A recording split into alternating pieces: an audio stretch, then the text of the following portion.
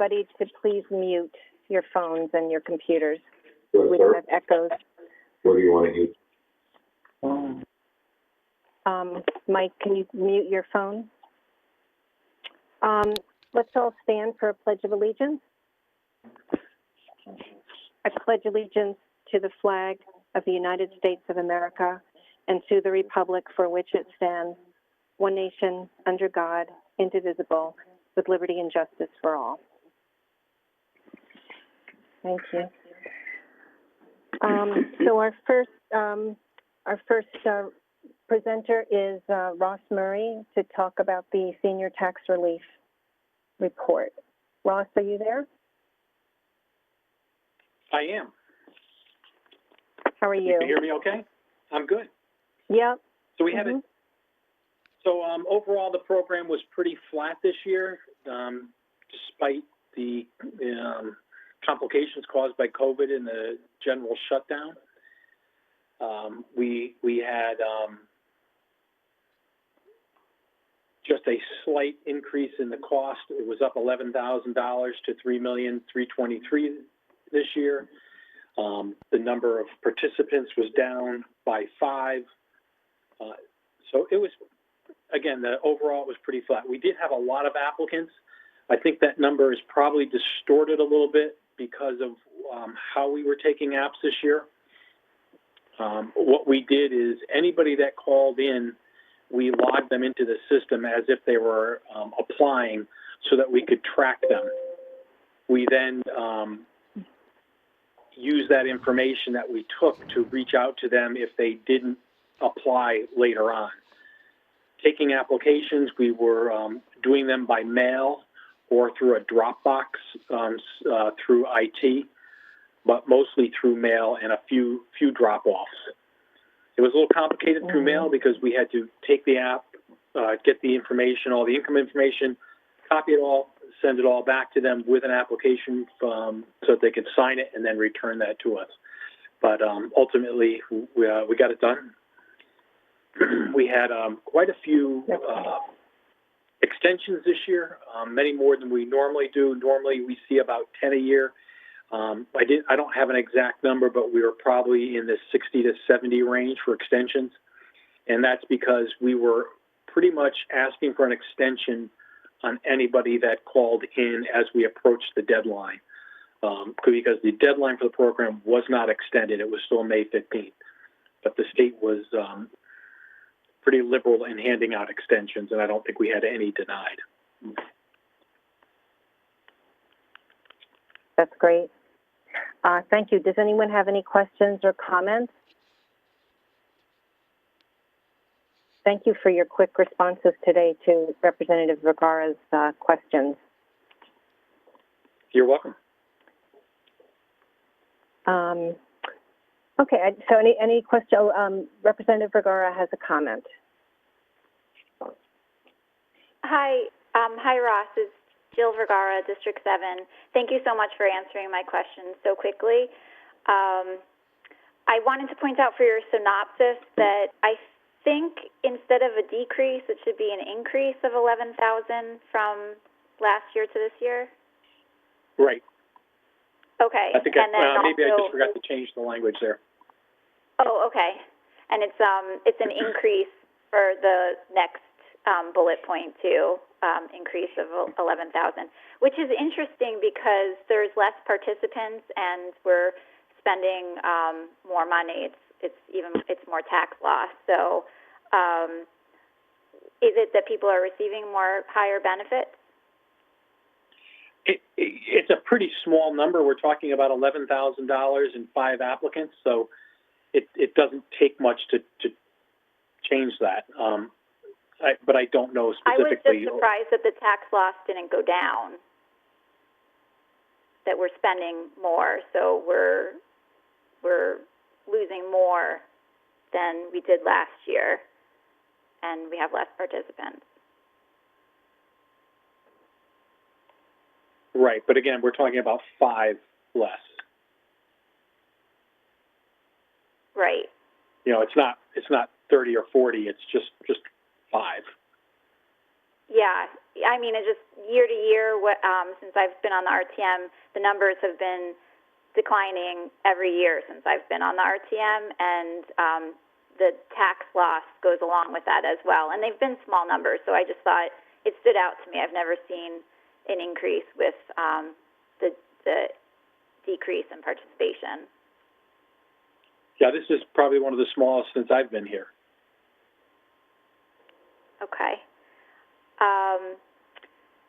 And I had some questions also about the additional high tax assessment for there's one property that seems to be above $1 million, assessed above $1 million, and we've never had one quite so high. Is that a new applicant? I believe it is. It should be, because that number wasn't there last year, that assessment. Okay. At some point, I'd like to get a specific number for the benefit received for that assessed value, for that assessed property, if possible. Okay. Thanks again for all of your quick information. You're welcome. Representative Parham? Oh, you're on mute, Cindy.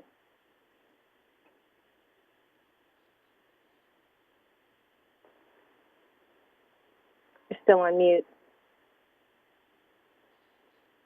Maybe on your phone?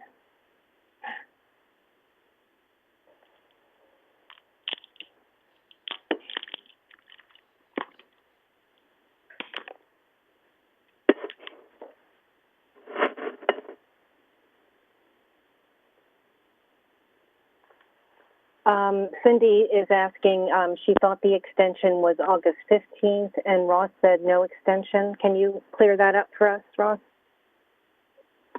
Right, they did not extend the normal due date, which is May 15th, but they allowed extensions through, actually our last one was August 21st, and we actually just had yet another one today.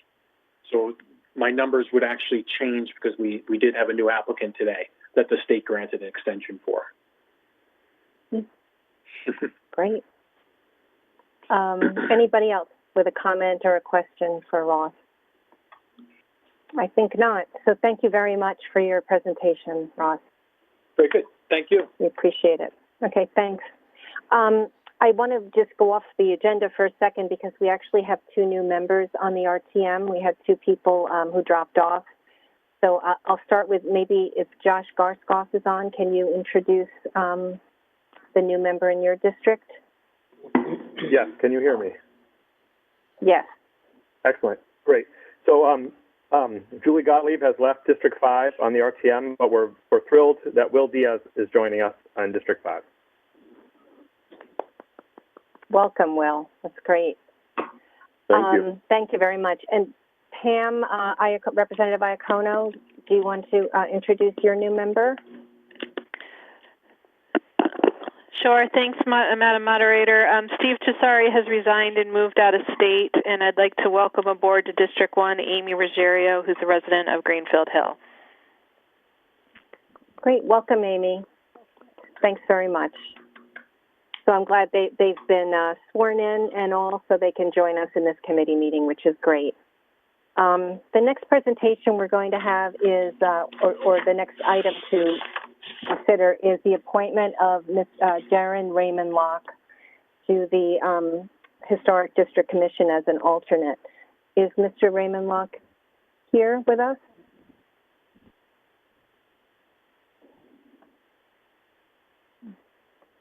I'm not sure if he is. I'm here. Can you hear me? One more. It's a woman. Yes, I can hear you. Oh, Ms., I'm sorry. I apologize. Nice to meet you. You want to give us a little brief overview of why you're interested in this position? Well, I'm a historic preservation professional. I have a PhD in archaeology and over 15 years of international historic preservation experience. I just recently finished a position with the town of Westport as their historic preservation specialist, where I worked very closely with the HDC, the P&Z, the Conservation Commission, and the town attorney, preserving their local historic spots, places, buildings, et cetera, you name it. That's great. Thank you. Would anybody have any questions for Ms. Raymond Locke? You sound like you're very well equipped for this position. Great. Representative Vergara, did you have a question? Yes, thank you. Jill Vergara, District 7. I wanted to thank you for volunteering for this, especially with your background and your expertise. You seem just ideally suited to fill this, and it's so hard to find people to volunteer for this commission in town, so you seem perfect. Thank you. And I looked at your CV, and I thought one of the interesting courses that you've taught was Scum of the Earth, Roman Society, so it seems like interesting things.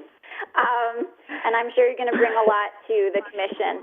I wanted to make a note just going forward for the First Select Women's Office that maybe for an accounting for us that there be a notation when members are in or out of a historic district. I believe that you are not in a historic district. You don't live in a historic district, right? No, but I'm proceeding with the process of registering my house as a local historic property and as a state register historic property. I do live in a historic house. Okay, that's great.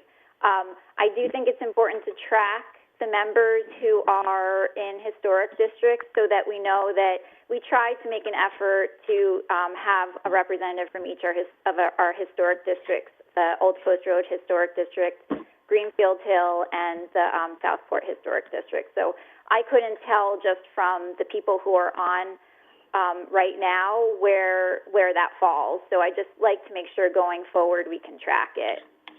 And that's only a comment, not for the appointee, but just for the First Select Woman. And I really am grateful that you've volunteered for this.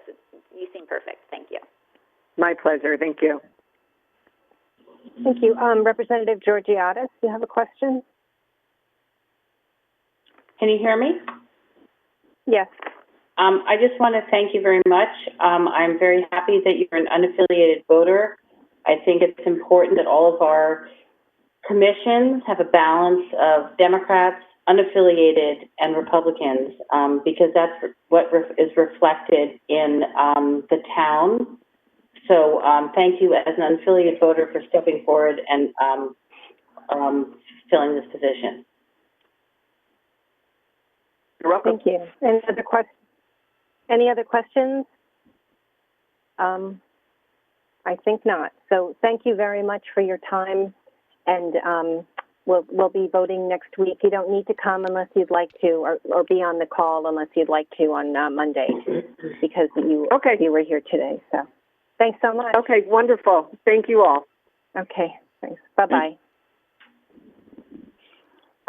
The next item is the appointment of Timothy Bezler to Solid Waste and Recycling. Is Mr. Bezler on the call? Yes, I'm on. Can you hear me? Yes. How are you? Well, I'm fine. We are in Cooperstown, New York, in a motel room, and I was on the WebEx for a while, and obviously something went wrong, but I'm on my phone now, and I've seen you all, and I can hear you. Okay, that's great. Can you just talk briefly about your interest in this commission?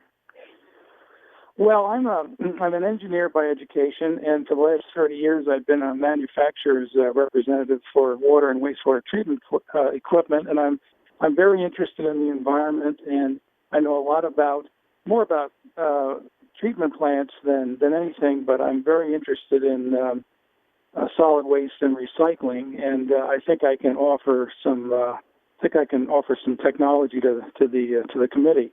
As I said in my resume, The WPCA would be my first choice, but I really have a conflict of interest because some of the equipment I have is already in the Fairfield treatment plant, so that wouldn't work. But I really have nothing to do with anything that would affect solid waste or recycling. But I just like to contribute.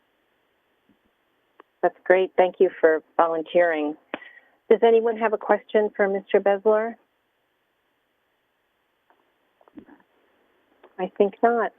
So thank you very much for speaking with us. Sorry, it can be difficult connecting to these things sometimes. So well, we were doing fine. We were doing fine for a while, but if you know about hotel Wi-Fi, you never know. It can be challenging. That's right. I have one question. Do I need to call into next week's meeting? No, you don't need to. If anyone has additional questions during the week, we can ask. We may send you an email, but you don't need to call in next week. We'll just, because you were able to talk to us tonight, we're all set. Okay, great, because I will still be out of town next week, but I'll be back by next Thursday. But yeah, please send me an email or give me a call. I'd be glad to answer any questions you have. That's great. Thank you so much for joining us tonight. I appreciate it. Okay, thank you. Have a good time. Okay, take care. Bye-bye. Bye. The next item we're going to hear about is the steep grant from Mr. Hurley. Bill, are you on the call? Yes. Can you hear me? Yes. How are you? I'm fine. Good evening, RTM members. I'm Bill, engineering manager for the town of Fairfield. I'm here to provide any updates or answer any questions you might have regarding the Small Town Economic Assistance Program, or STEEP grant.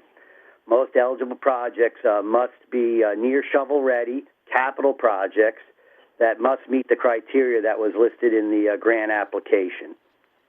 The Fairfield Center Pedestrian Improvements Project consists of renovation and replacement of an almost 40-year-old streetscape that will consist of reconstructing the concrete sidewalks along Post Road and asphalt sidewalks along Old Post Road, replacing the brick pavers that are damaged or have popped up over the years, and construct new ADA ramps where needed along Post Road. If available, we might be able to replace amenities such as benches, signs, street trees, or concrete curb where necessary. The Town of Fairfield Engineering Department will design the plans and apply and assist with the permits. This project will have a positive impact on pedestrians, businesses, and the general community by replacing the old, outdated, and damaged brick pavers and sidewalks. Some of the sidewalks and paver joints and sections are uneven due to the tree roots, vehicular traffic, or utility repair work. New construction will reduce the pedestrian hazards and give the center business district an aesthetic improvement, encouraging recreation and consumer activity. The project should employ 5 to 10 people for about 2 to 4 months for the construction of the project.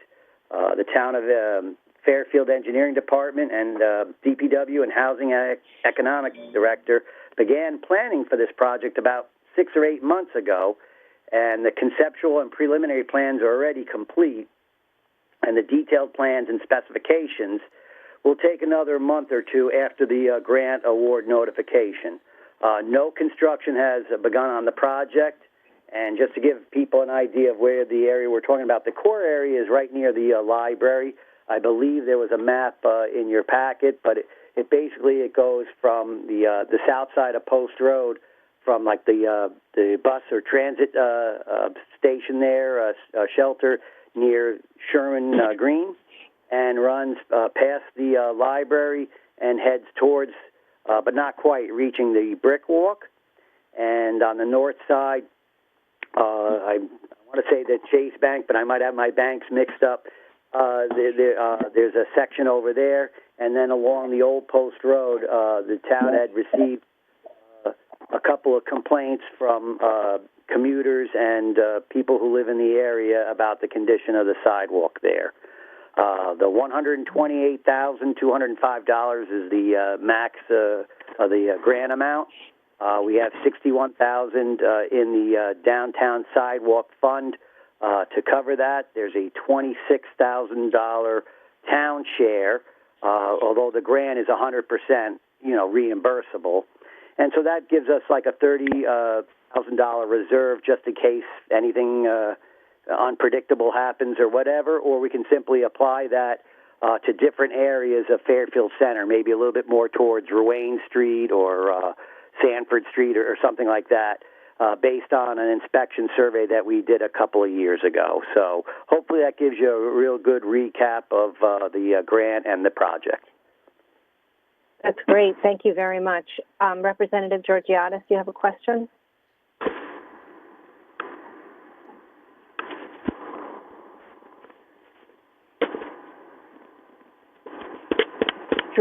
Drew, I can't hear you. Oh, there. Can you hear? Okay. Now. Hi, Bill. Thank you very much for coming tonight.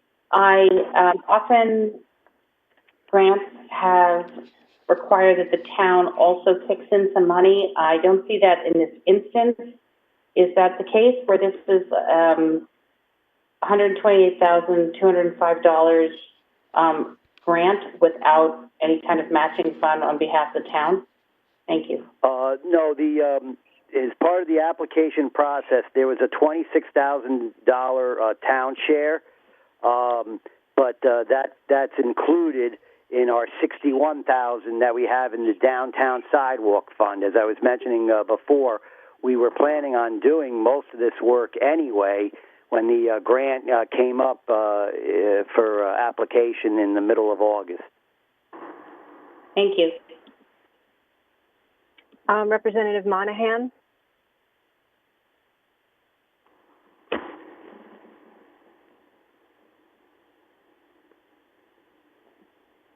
Veronica? Can you hear me? Hi, sorry. Yeah, I hear you. Veronica Monahan, District 1. I was on the fundraising board at the library when we built that brick kind of walkway in the front and raised a lot of money when the library was being renovated. Will that area, with those bricks that have, patrons' names on them, will that be affected? And if so, will they be replaced with engraved bricks? When the last time I walked the site, I don't recall that section being done. I think that was a newer section. I don't quote me on it, but I think if it was part of the library expansion, I think that had occurred around maybe 2002. I might not be off on that. I'm going by my memory. And so that one wasn't as old as the 1980 sections that we'd be replacing. Thank you. Representative Vergara? Hi, Bill. Jill Vergara. Outdoor space is a high premium right now. It's very valuable. How long is this going to take, and is it going to impede any of our businesses from having outdoor space in the spring and summer this year? Again, I had walked the site about a month ago, and I don't recall it having any impact at all with the areas that we were talking about. There is a one section that might include 4 or 5 panels where the community theater is, and there's that one restaurant, and I want to say Old Post Tavern. I'm not sure if that's still there or it's a different one, but that one there would be the only one, but with 5 panels that would be very short, and we can work with the owner and maybe do, those sections in the morning or something like that, where, that's a very small section. But that would be the only one. The rest, as I said, was near the bank and, from Sherman Green to the brick walk, past the library. So the answer to your question is I don't anticipate any effect on the businesses, especially the restaurants. Thank you. Thank you. Are there any other questions for Mr. Hurley? It looks like there aren't. Thanks so much, Bill. Appreciate your time. Well, thank you, everyone. Have a good night. You too. Bye-bye. The next item is the Quincy Street purchase. Mr. Barnhart, Mark Barnhart, can you tell us about that? Can you hear me? Yep. Yes. Oh, great. Yes. Thank you all. So this item concerns the proposal to exercise our existing option to repurchase 350 Quincy Street, which is part of the former Navy housing or military housing site off of Reef Road. The funds for the purchase would come from the Housing Trust Fund exclusively. The use of those funds for this purchase has already been approved by the Affordable Housing Committee and Board of Selectmen unanimously. The intent here is to gain site control of this property in order to facilitate a phased redevelopment of the site in order to address longstanding FEMA flood compliance issues, to preserve those units as affordable home ownership properties, and secondarily, if conditions permit, to look for opportunities to potentially increase the number of affordable units there. I think many of you may already be familiar with the site and how we came to possess it originally. The town purchased the property from the United States government back in the early 2000s. We then subsequently subdivided the lot into individual lots.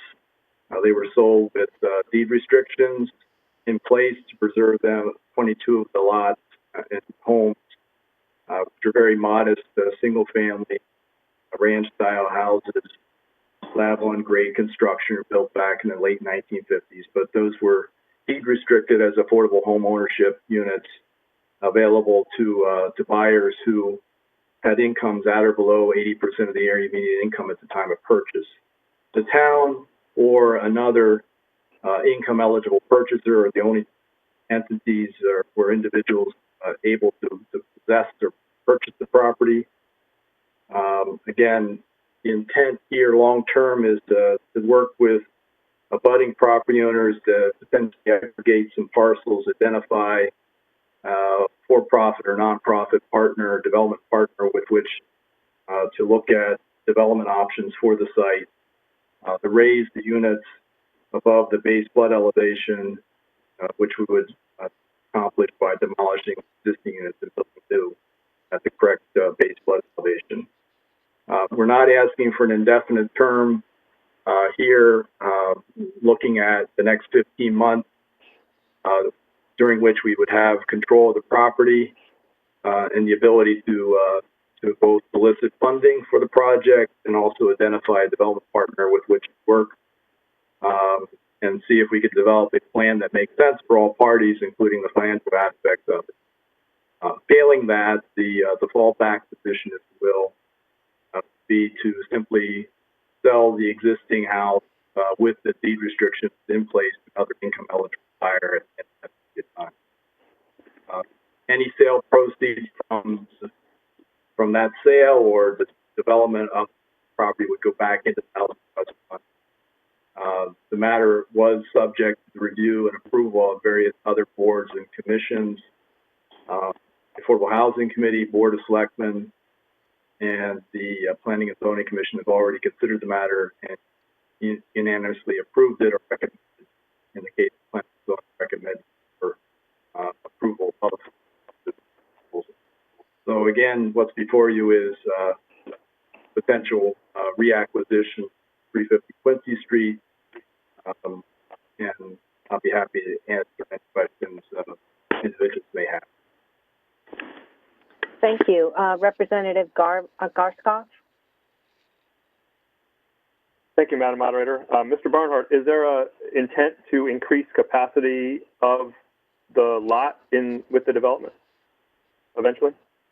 I think the logical conclusion here, if you're building new at the correct flood elevation, we're going to be looking at a 2 or a 3-for-1 replacement in kind, not simply tearing down the existing unit and building the exact same single-family home at the flood elevation. I don't think the financial aspects of that would work unless we got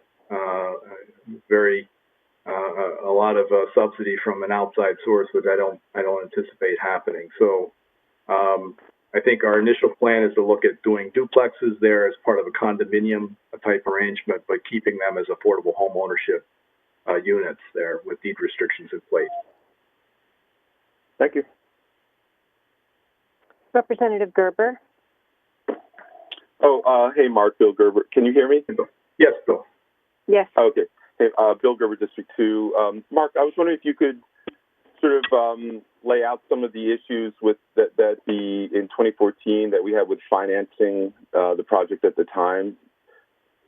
Yeah, so we approached it a little bit differently. A few years back, we were, again, working with some of the homeowners there. I should back up and indicate a lot of folks would like to address FEMA flood compliance issues, but even if you have, with the deed restrictions in place, even if you have the means or wherewithal to do it on your own, you simply can't recoup that investment, fairly sizable investment with the restrictions in place, is necessary in order to preserve these units of affordable home ownership. So that's why we're really looking at another option here. In 2014, we went through the process working with the homeowners and planning and zoning to solicit proposals from for-profit and nonprofit developers, putting together a plan of action. We both weren't able, at that time, we were looking seriously at whether or not we might be able to leverage state grants for some of the costs associated with the project. For a variety of reasons, that didn't materialize. And secondarily, we weren't able to gain some of the site control aspects to really move forward with the development. So at the end of the day, again, with a limited time horizon, we put together a plan, we decided to go our separate way.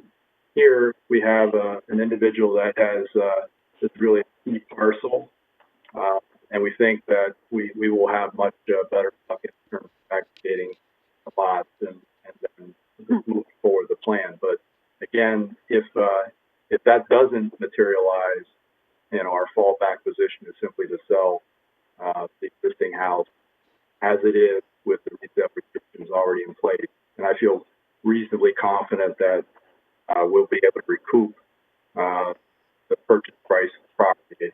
In any event, that's the risk that the Affordable Housing Committee will take out trust fund. And can just one quick, so you think you have a different way of financing the new plan that might work? You're not, you were breaking up a little bit, so I think you have different. Yeah, the bottom line is yes, that is, we do think we have a better plan in place. And your 15-month lease to the existing tenant, will that mean that you can't really do anything with the property over the next 15 months? She had asked, when we purchased the property from the government, we did have holdover tenants then at that time, so this is a similar situation. She has some loose ends to tie up here locally. She asked for as much as 15 months, so we were okay with that, knowing full well that it would take us at least that much time to do all the things I mentioned in terms of working with other abutting property owners, identifying financing options, and as well as the developer with which to work. So we don't see that as an impediment. Okay. Thanks, Mark. Thank you. Representative Parham? Can you hear me? Yes. Yes. Cool. All right. I had a question. You mentioned, Mark, that Affordable Housing has already approved the project and the Board of Selectmen has unanimously approved it, and Planning and Zoning. I didn't hear you mention Board of Finance. Is that a next step or a step before us? This doesn't require Board of Finance action because the monies are coming from the Housing Trust Fund, which is only subject to the approval of the Affordable Housing Committee and Board of Selectmen. Okay, thanks. Thank you. Representative Grauer has a question in the chat. Do you need RTM approval before implementing your plan if we approve the initial purchase? I assume he needs for the ongoing development of it. Yes, that's exactly what I meant. Yeah, I heard it. Okay. Oh, you can. Okay. Yeah. It's very safe to assume that additional approvals will be necessary to move forward with any redevelopment plan. I would anticipate if we were able to identify a development partner, that development agreement would be subject to approval, review and approval of the RTM. Mhm. Thank you. Representative McCormick? Yes, there is. Yes. Mm-hmm. Karen McCormick, District 2. Quick question, Mr. Barnhart. In the backup documentation that we received, there was reference to potential redevelopment of this particular lot in conjunction with contiguous parcels in some type of a multi-phase redevelopment plan where more than just this particular property would be redeveloped for multiple units of affordable housing. Is there any sense, as we sit here today, that any other units contiguous with this particular parcel would be available for acquisition at this time, or is that just something that sort of wishful thinking? I've had conversations with the homeowners there throughout, and I have confidence or reason to believe that additional parcels would be available for purchase. Whether or not we're going to go through the same process here is a separate issue. I think there's many different ways we could structure this. Part of it is, I think, working with a development entity that would have the experience of doing this. Again, that would be subject to your additional approval. Thank you. That answers my question, that there is potential to develop more than just this one parcel. Thank you. Yes. Representative Georgiadis. For joining us tonight. I had gotten a call from a constituent, and I want to clarify when you say parcels, when you say additional parcels, and follow up on my RTM associate who just spoke, you mean parcels that are currently and have already been developed that the town might buy back. You're not talking about surrounding undeveloped parcels of land that are currently used in any kind of capacity as open space or park. Yeah, thank you for clarifying that. I perhaps didn't speak as I should, but yes, I'm referring to existing properties that are deed restricted within park commons or Navy house elements. They're already developed sites, and town, as with this one, has option to repurchase those properties. So parcels means homes already that are fall into this category of affordable housing, and just buying additional parcels of parcels/houses to do the same, to implement the same thing, to expand our affordable housing footprint in an already existing affordable housing footprint. Yes. Okay, thank you. Thank you. Does anyone else have any questions? Representative Grauer, if you want to ask a question, I can call on you. I know you wrote something in the chat. Would you like to ask? Mark, are you looking at the backyards of Millard Street houses at the end of Millard Street, the south end? No, only those.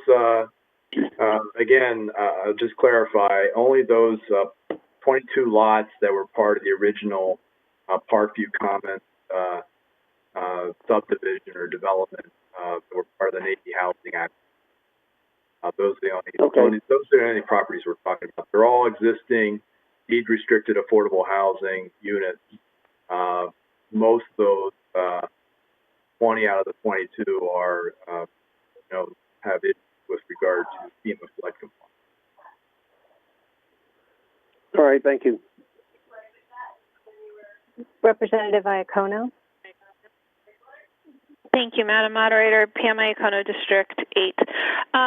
Mark, first of all, I really like the idea of owning our own destiny and the fact that we can have some control here in expanding affordable housing, and I'm very much in favor of doing that. I do have concern about taking the footprint so large that we stress our services, specifically the school system, knowing that Sherman School's right around the corner, which is already at maximum capacity. So I'm wondering if you take into consideration at all the stresses that are put on surrounding services as you look to expand the footprint of that type of purchase.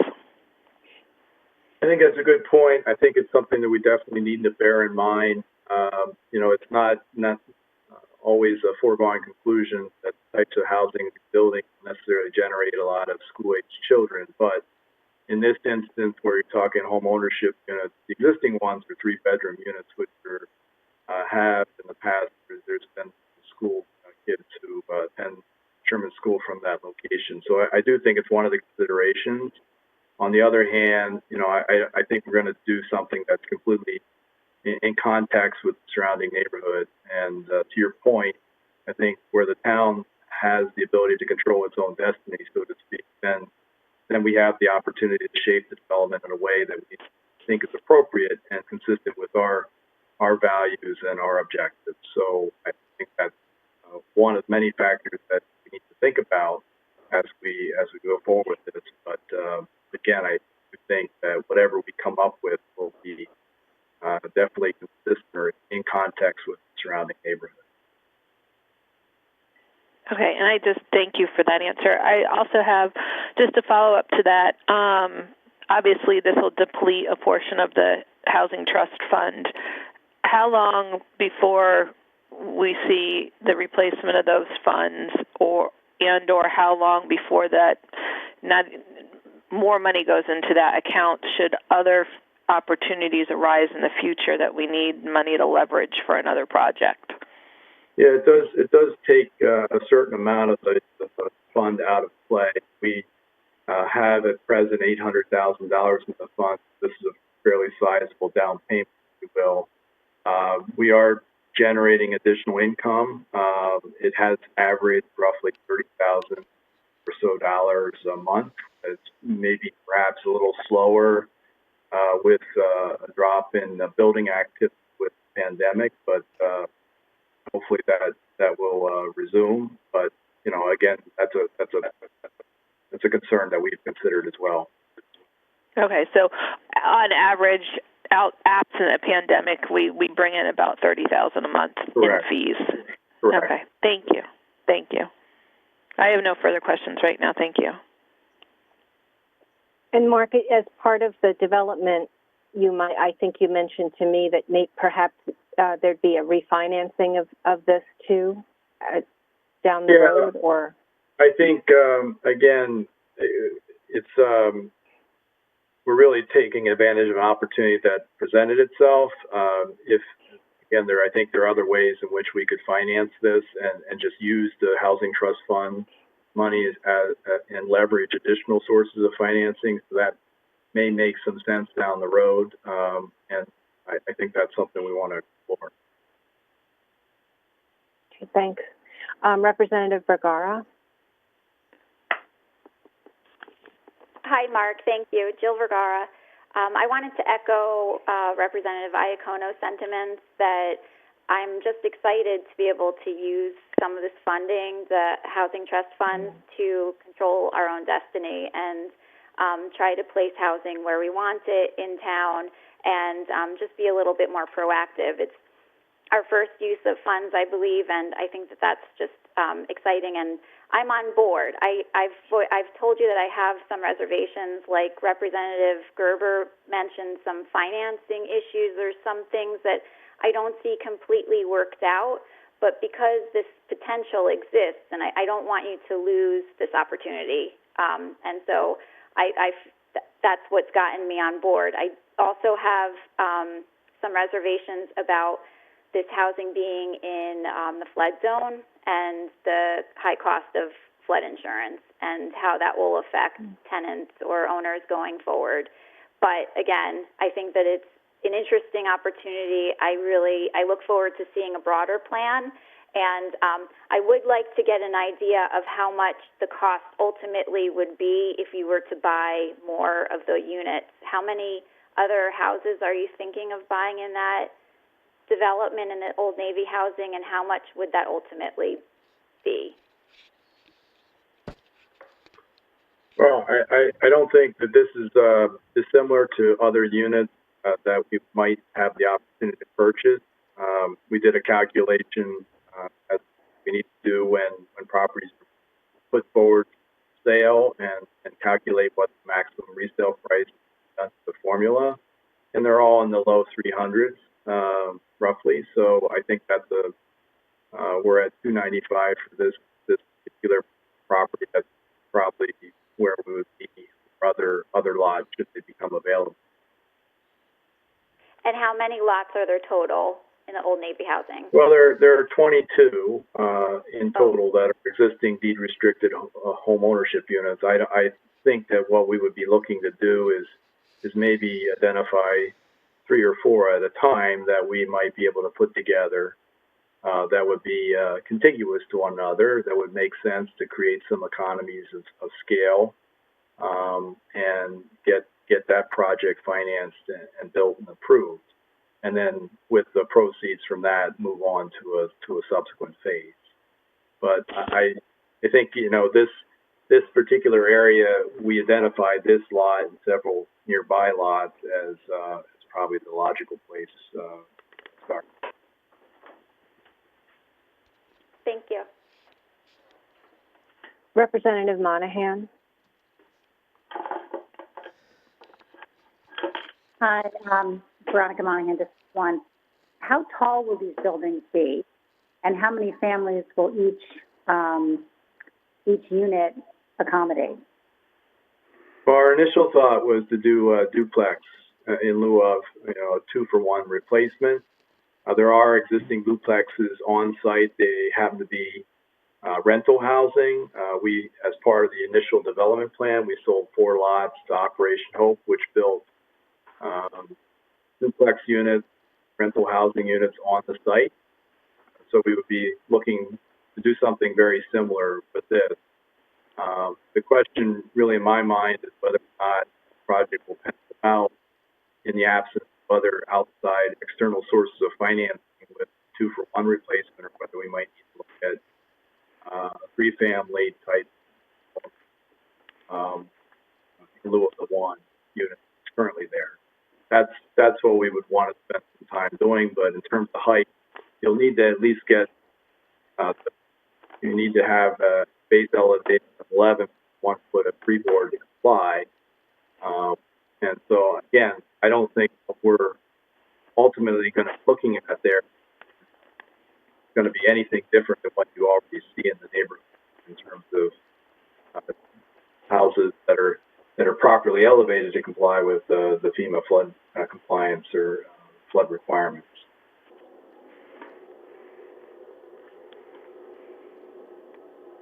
Representative Georgiadis. Hi, Mark. Thank you. So my kids went to Sherman School when this was actually military housing. And at that time, I know that every single of the 22 houses were filled with military families with young children. My kids benefited from some federal programs that those kids put in. But obviously, I think of the 22 lots, several have been listed, so they would never probably sell, right? I walked through there a lot. There's, 5 or 6 that have been listed? 2. 2? Outside of the 4 lots that were built by Operation Hope as duplexes for rental housing, permanent supportive rental housing, there were 2 homes that were able to qualify under a former state program in the wake of storms. The grant. So that would take it from 22 to 20, and then minus the 4 for Operation Hope, so only like 16. So I wanted to discuss that. And then the impact on Sherman, so where there used to be 100% young families, these 16 houses or 16 potential purchases by the town, how do you select the of people who get this affordable housing? It's a lottery, right? So it's random, or you don't pick young or old, or is it? I'm not sure how the selection process works.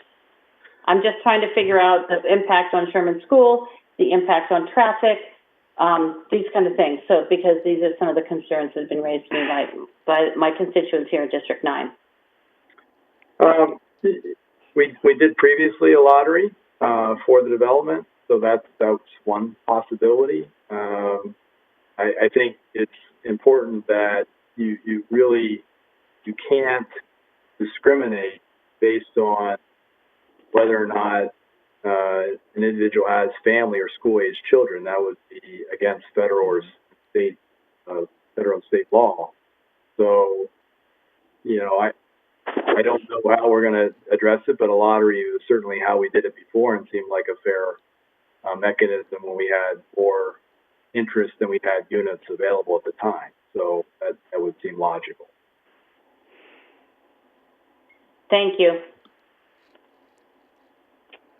Anyone else have questions? Okay, I don't think so. Mark, thank you very much for talking to us about this. Thanks. Have a good night. You too. Okay. Thanks. And then our last item is to talk about the Voluntary Early Retirement Incentive Plan. Mr. Heskamp, are you on the call? Jim? And then Mr. Hazelkamp was going to come and present the plan. Can you hear me? I heard only the end of what you said, Brenda. I'm sorry. What did you say? I said I was going to start off, and then Mr. Hazelkamp was going to come and present the plan. Great. Thank you. So I thank you for giving us this opportunity to come and talk to you about our plans to reorganize and modernize town government. As you remember, during my State of the Town address in January, I spoke about how we wanted to, and I said in my speech, I wanted to make government smaller and smarter and take full advantage of technological advancements, and that I wanted to work on responsible planning, and my administration was committed to doing that for our government. And I received literally calls every day since I was sworn into office with feedback from our residents about our departments and our services. And so I had you all come in. I had Mr. Hazelkamp start working on this process. He's been doing this for over 30 years and has done it for a number of other towns. And we had discussions and a lot of meetings discussing this issue.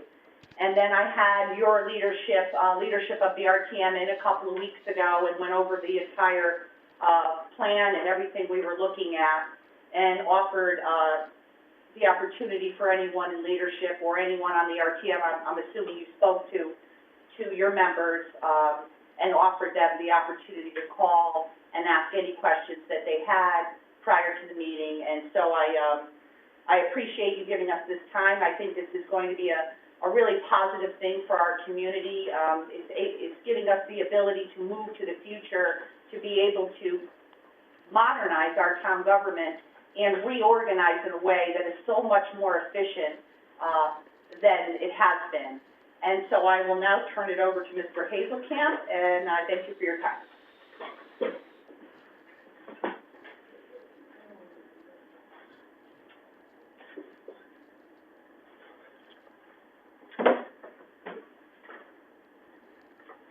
Sorry, I have a lot of paperwork with me, unfortunately. Everybody hear me okay? So I just want to thank you for the opportunity to talk about the Voluntary Early Retirement Program. I just want to go through sort of the background. As Brenda happened to mention, this is my 6th municipality. I've had the privilege to work with a lot of great people in the public sector. And in those travels, I have done, I believe, 5 or 6 early retirement offerings in various towns throughout the state of Connecticut. And every one of them is really done for slightly different reasons. Sometimes it's purely economic. Sometimes it's to reorganize and then other times it's really a combination of both. So when I first got here, I think within the first couple of weeks I was here, Brenda had some discussions with me about her desire to restructure, and then unfortunately we were sidetracked a few months to deal with most of the pandemic issues. So in the context of the restructuring, there's really only two paths that you can sort of go through when you're talking about restructuring. You can go out, study your departments, and make a decision that this type of structure works better, which means there's going to be a resulting change in personnel one way or the other, where the skills don't match what we need, or technology has passed the department by.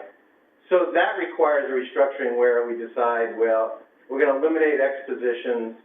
Those folks, in some cases, will have the ability to bump, and in other cases, there would be a straight layoff. And I've had the unfortunate opportunity, as far as I'm concerned, to do that kind of arrangement. I think it's draconian. I think it should be done as a last resort, which is by and large why every time I sort of get into this circumstance, I have discussions about doing what's called a voluntary early retirement package.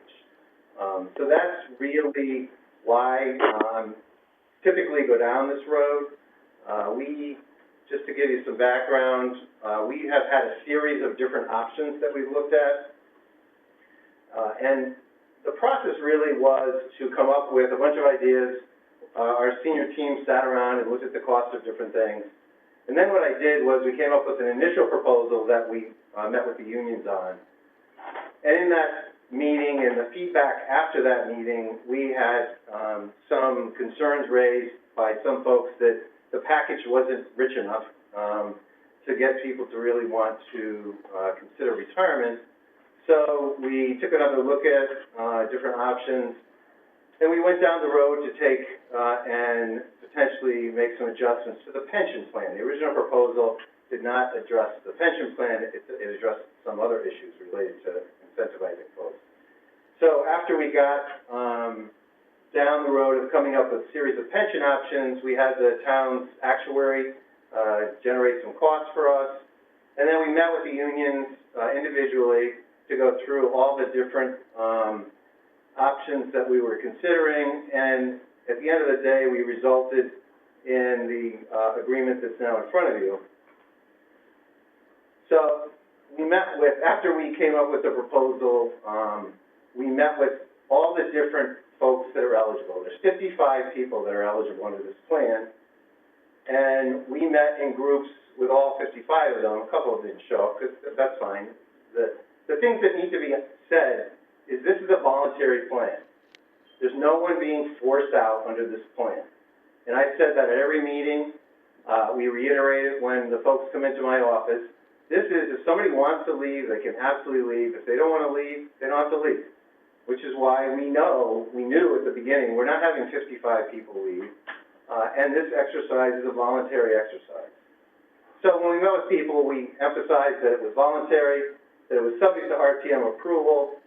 We went through the parameters that are outlined in the agreements relative to when the time for retirement would be, which is November 1st. We looked and explained to them that the window, the reason this was all given to them was the window for these folks is pretty short. So, the window is the day, if you approve this, it's the day after you approve it next Monday, and the window is pretty short after that. So we have spent a fair amount of time reviewing the options with the employees because we knew that they wanted to have the ability to do some planning. We've had some employees bring in accountants and different types of things that we met with the different groups. And then after we met with the groups, we finalized the agreements. We had one-on-one meetings with all the employees who wanted to have one-on-one meetings. We sent calculations to every single person who was eligible, so they would have the calculation, so they could take it to their accountant, take a look at it. And then it really was up to them to decide whether they are or not interested in retirement. So, I think that the important things to realize are that we don't expect 55 people are going to leave, and we'll talk about the cost in a minute. And the package is an incentive package, so there are costs associated with that, which I'll go through in a minute. So let me just sort of spend a couple minutes so you understand what the package is. In order to be eligible, you had to already be eligible to retire in one of two statuses, which is the early retiree or a normal retirement. And I think in the package I tell you exactly what those ages are, but just so you understand, the normal retirees in DPW start at 59 and a half with 10 years of service, and the PETA people with PETA is the professional and technical, PETA is the clerical union, and then DPW, and then non-union. Those folks are eligible to retire at 62 with 10 years of service. So that group has one set of incentives, and then the early retirees have another. So let me just talk to you first about the normal retirees.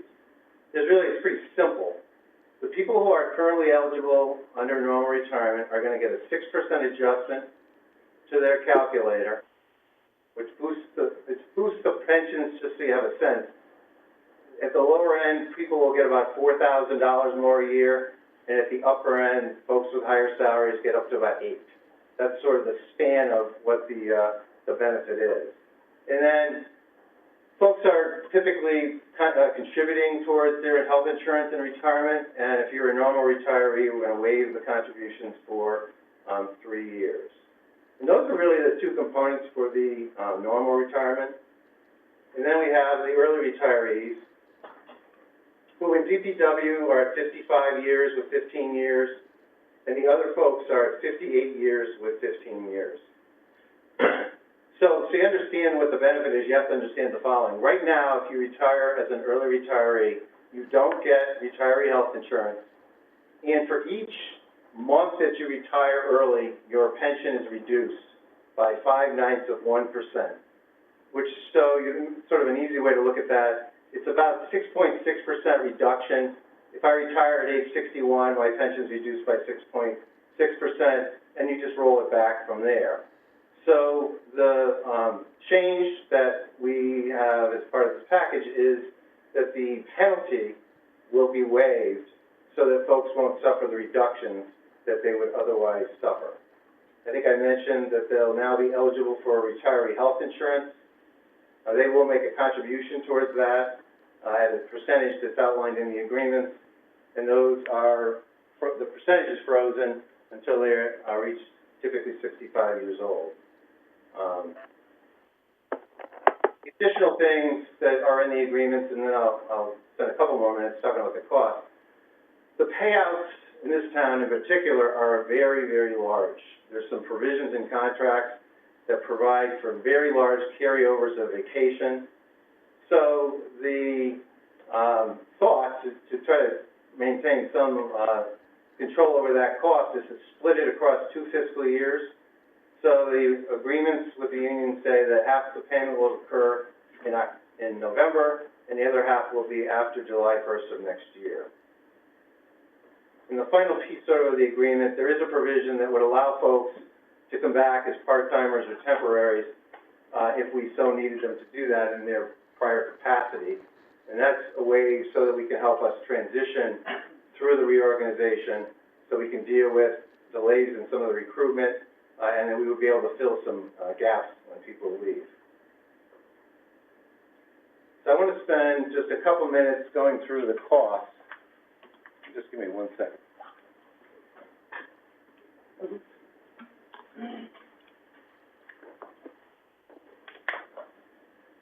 So as I just mentioned, the biggest cost is the vacation payout.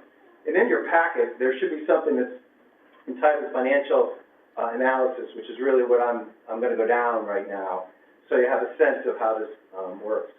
Now, certainly from the standpoint, technically, the costs run from 0, so if nobody takes this, to a very large number if 55 people take it. So you'll see most of the cost analysis I put down indicates if everybody left, here's the liability, and then an assumption that if half the people left, here's the liability, sort of as a way for you to have some sense of approximately what the numbers would look like. So the vacation liability to the town is just short of $700,000. If we take that across 2 fiscal years, that means that the fiscal impact in this year is about $348,000 and change, assuming everyone leaves. If you assume half of the folks leave, the cost is $174,000 in this year, and then $174,000 in next year. There's some number there about comp time. There's some comp time on the books, which is compensatory time that employees earn in lieu of overtime. It's not that big a number, but that is rolled into that. So that's the piece that impacts this year. And then here's the next piece that impacts this year's budget, and then I'll talk a little bit more about the following year. When people leave, there's a cost to the town in this budget year associated with 401A contributions. So all these people are leaving under the town's defined benefit plan. All the people that we're bringing in are in the town's 401A plan, which is, for those in the private sector, the equivalent of a 401K. And the town provides a match of 5% into their 401A plan. So I have made an assumption that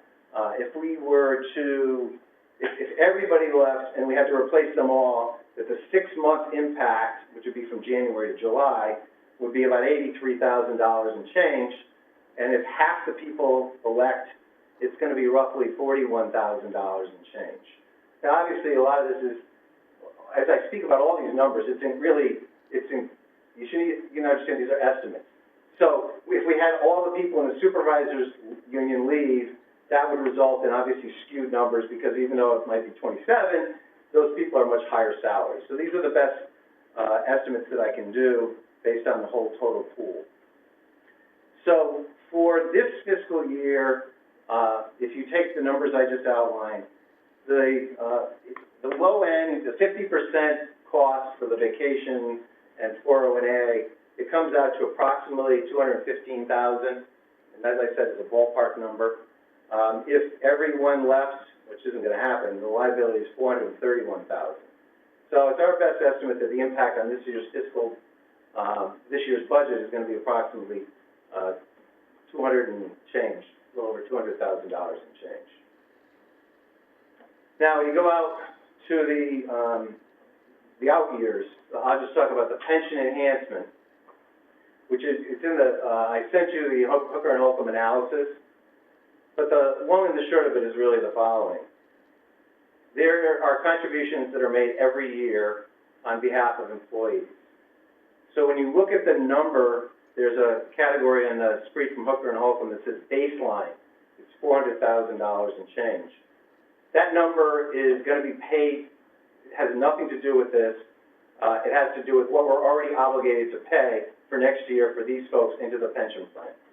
So what Hooker and Holcomb did was, okay, now we're going to have this enhancement. What's the cost of the enhancement, and what's the impact on the, it's called the ADEX, but for you those that aren't into pensions, that really means what the town's contribution is going to be based upon what the actuaries say. So the increase amount for just the 6% adjustment is approximately it's $433,000 if everyone elected it, and approximately $216 if half the folks elect that. So that's what the next year's budget would have to include, that number as on top of our current normal costs that get put into the budget for the pension fund.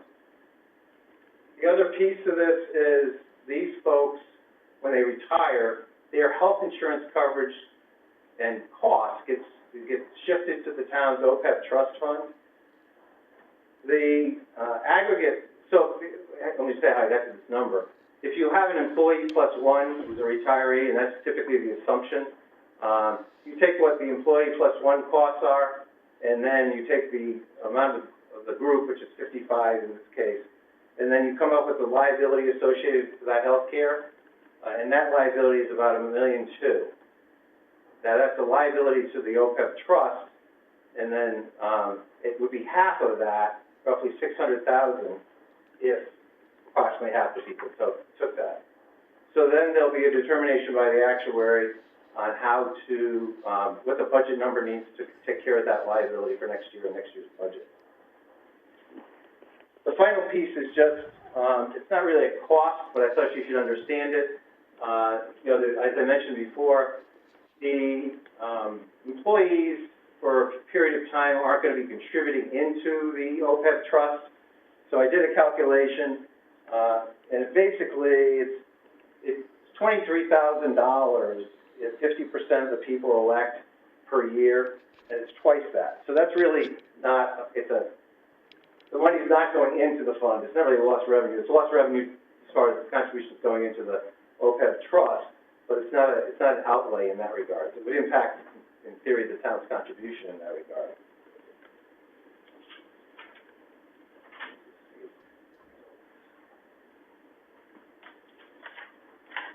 So I think, this is, let me just make a couple other comments, and then I'm sure there's going to be some questions. There are people that will not be happy, and so this is what happens. I'm not here to design a program where everybody's going to be happy, and that's happened. There's certain people that want more enhancements to this to leave. Well, at some point in time, you have to look at the cost of certain things, and then you have to say, this is fair, this is what the costs are, and this is where we're going to go with it. Certainly, once the package was put together, I've had, a lot of it, not a lot, a small group of employees who want me to make another change to this that benefits them personally. It's just it was going to add tremendous cost to the package, and we have already done with the negotiations with the union at this point. So there's little doubt that there are some people that wish the package was richer. It's just not going to be richer because of straight up cost. Just to get a sense, really the push was from those people who are in the early retiree category, who I'm giving retiree health insurance and I'm waiving the penalties. They wanted an adjustment to their pension on top of that, and we said no to that. So I know, because I've heard from some of the folks, that would make them leave, but that's not my objective. My objective is to not make people leave. My objective is to put a voluntary program out that's cost-effective and is going to incentivize some folks to who may want to go because that's their wishes. And I think I'll stop there and answer any questions. I'm sure there's some questions, so I can try to answer those. Thank you very much, Representative Monahan.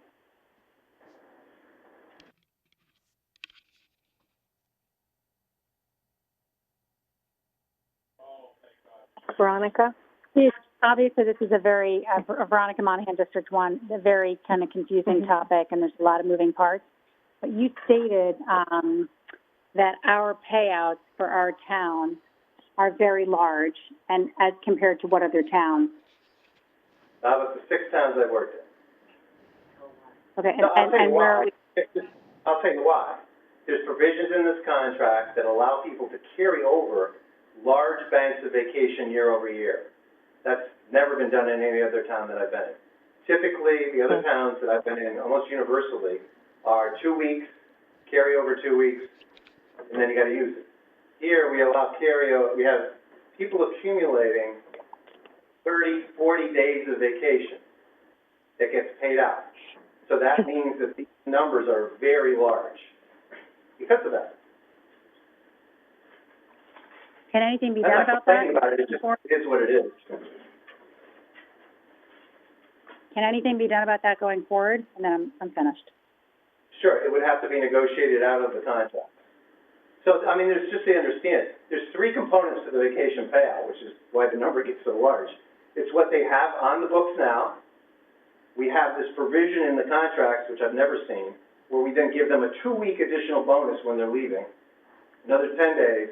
And then we also figure out how much vacation they've earned towards next July, prorated for how long they're going to be here this year. So that's how the number gets gaudy. It's unusual. I would say it's very unusual. The only way to change it is to negotiate those things out of the contract. It's very difficult to negotiate things that you've given to people out of the contract.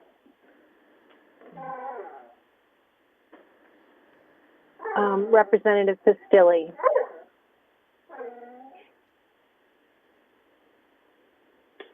You're muted. Sharon, you're muted. I'm not muted on my phone. Oh, now we hear you. Okay. We hear you now. Sorry. Thank you. Sharon Pistilli, District 3.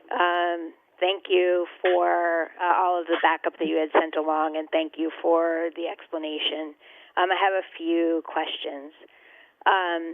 Based on your preliminary conversations to date, do you have a sense for where we're at in terms of how many people of the 55 were going to take the package? Sure. I mean, I think I have a sense exactly what I thought it was going to be, which is it's going to be between 20 and 30, which will be somewhere in the middle. You know, it's important to understand that the vast majority of these people are very interested in the package because they're interested in the package. There's only a few people that have issues. There's been an overwhelmingly positive response by the folks that want to leave and who are interested in the package. So, you know, I think that's a good thing. You know, we had an office pool. My number is 27, and I think it'll be somewhere between 25 and 30 is what I think. Okay, and then. Sorry. Oh no, it's okay. Okay, and then this is going to sound like a really elementary, basic question, and since I'm an HR person, although I don't have a ton of DB experience, I'm going to ask it anyway. So when someone takes early retirement, do they receive their pension immediately when they retire? Is there any like severance associated with it? Or do they just start to receive their pension, or do they receive their pension when they're 65? Or does it depend on what they elect in terms of like lump sum or annuity? Yeah, we don't have any. That's a private sector notion. You're right. The public sector has the DB plans. You're getting your pension a month after you retire, and that's how it is in all the town contracts, and that's standard. That's the normal process in the public sector that you receive your pension. Okay. Pretty much a month after you retire. So you receive it right when you retire. Okay, and then we had seen the exhibits that you had provided, like in terms of the additional cost to the town, but we also, unless I missed it, I didn't see conversely the cost savings, because there is like a cost savings associated with the salaries for the people who are retiring. Did I miss it? Yeah, or could you provide it? Yeah, it hasn't been done because it primarily is a function of what the reorganization looks like. So, you know, in some cases, it's going to be modest. In other cases, it would be larger. It depends on who leaves and in what union they're in. So, you know, some of the PETA people, given the salary structure, those are the professional and technical. There's not going to be a lot of savings because you'd have to look at their salary contract to understand that there's 5 steps, but the reality is you're really hiring everybody at step 4. But yes, there'll be some savings which will, in theory, be used to pay the lump sum payout. That's where the vacation money payout is going to come from, is some of those savings, and not filling the positions right away. Okay, and so have you done those projections? Like, do you have projections based on? No, I don't because I don't know who's leaving at this point. Okay, but you haven't modeled it. Like, you haven't done a what-if scenario to know if we're offering it. Perhaps I'm concerned about there being a brain drain because, we've had concern about in general about DPW service levels, and especially like we saw with the last storm, it was pretty slow to get back to normal after that. So if we're going to have a brain drain and we're offering this perhaps to too many people, are we putting the town at risk for a decrease in service levels? And then also, there was the DPW audit, with all the processes that'll need to be improved. So if too many people take the package, are we risking not being able to, to implement like the changes that need to happen and to keep our service levels where we'd want them as a town? Yeah, I mean, I guess I'll opine about that. It's not really my call. You want to speak to that? Or, I mean, I don't expect a lot of DPW folks to take it. They're different ages. Because of the pension plan, they're more in their mid-50s, so we don't expect that there's going to be lots of DPW folks that are going to elect the package. So. Okay. All right, good to know. Yeah, great. Thank you. I think that is it for now, but if I have anything else, I'll send through an email through our moderator. Thank you very much. Sure, thanks. Representative Gerber? Yeah, hi, Bill Gerber, District 2. I was wondering, in your new hires box, how many employees are you expecting? How many employees are counted in that box? That's just a straight assumption that we're going to replace everyone. That's not going to happen, but I wanted to give you, my best guess as to how much money we're going to have to put into the 401A. So that month, if we don't end up filling all the positions, that number will be less. But I just wanted to give you some. But I don't think there's a 50% and 100%. Is that number a 50% assumption there? The 160,6,517? That number is basically taking the salary dollars for all the people who are eligible to retire and taking 5% of that and taking it for 6 months. So it assumes, and this is not realistic, but I just needed to come up with some parameters. It assumes that 55 people are going to be replaced, and based on the current salaries for those 55, if I had to pay the replacements coming in, the 5%, that's where that number comes in. So if you're assuming that 50% elect, then that number would be halved, right? Yeah, that's the 41,629. That's in essence 6 months and half. Oh, that's 27 elect the offer. Okay, got it. And so I guess so what I'm catching from this is that the intention here is what? To get different people, not necessarily to reduce the number of people. I think I should have said this at the outset. The reason you go down this path is to generate vacancies and salary dollars so that then you can restructure based upon those dollars. So it's not targeted to get rid of X, Y, or Z and replace X, Y, or Z. Really to come up with a pool of vacancies so that then you can decide, you know what, we want to do something different with the administrative staff. Maybe we have people float between departments. Maybe we hire a different person here, a different type of person there. It's really to allow for the flexibility that you need to get through on a reorganization, as opposed to the first scenario I outlined, which was, you just go in and cut the positions. This is going to allow us to have a pool to then restructure the town to really put the skill sets that we need in the departments that we need them. Somebody mentioned the DPW audit. When I first read that, my reaction was exactly what many people were. It's sort of a snapshot of some of the other issues that are in the town that need to be addressed, which is why there's a real need to restructure. But what I'm a little confused about is, so in the background, we talk about, like, we were likely going to be eliminating positions had the pandemic not delayed those efforts.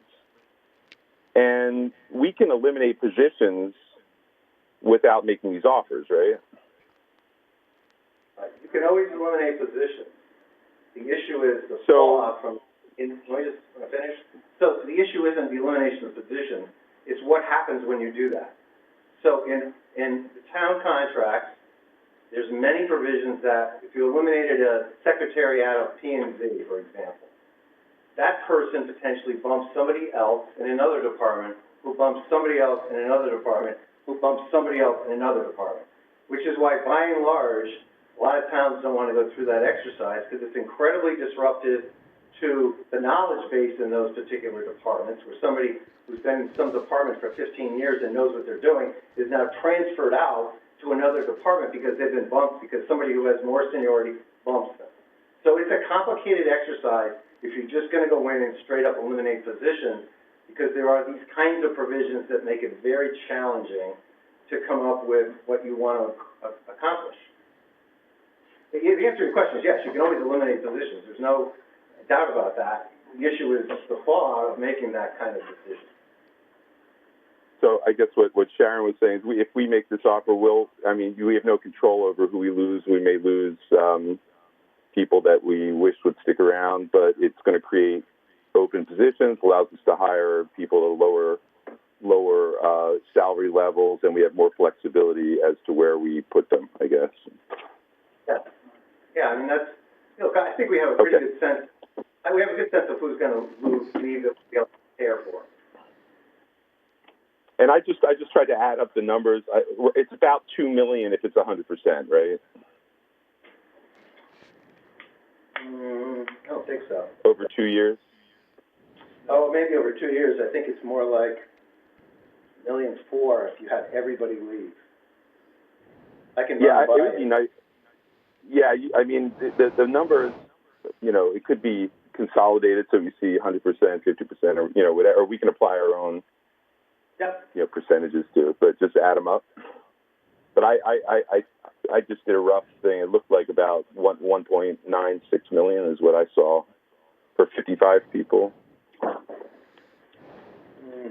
We have to talk because I can come up with That's good. Okay. I come up with $1.5 million maybe. Okay. Maybe we should get that the total just so we know what we're looking at. Sure. I can send that out. Thanks. Thank you.